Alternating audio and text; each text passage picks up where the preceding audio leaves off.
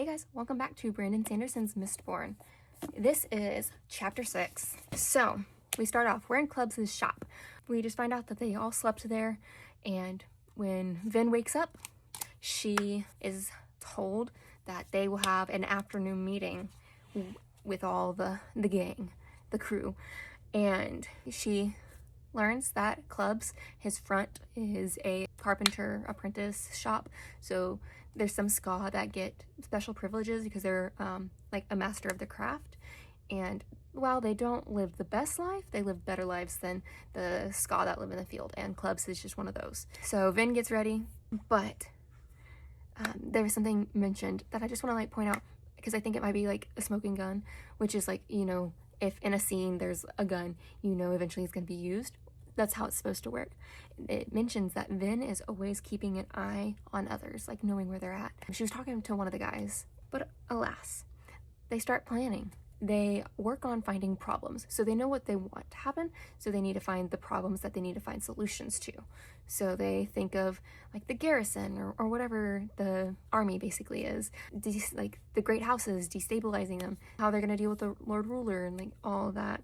But Vin seems to fear and revere the Lord Ruler. She even uses his like title as a curse, and Kel was like, even blasphemy like recognizes him as a god.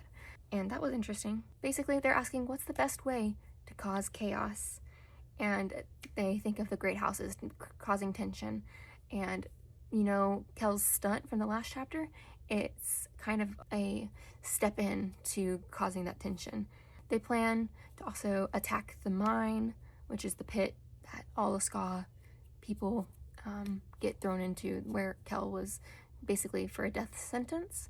And it's where the Lord Ruler would have to send his best and brightest, but the other houses can't know why. And so he wouldn't send the force that would actually obliterate the enemy. We find out that there's an imposter who has taken the place of one of the like people trying to become a noble house, but the imposter looks exactly like the guy. And so I'm like, is there a chameleon power? And we end off with Marsh, Kel's brother, joining the fray and pulling Love Island style his brother for a chat. Although not Love Island. What is a siblings version of that? Can I pull you for a chat? But that was chapter 6, and I will see you in the next.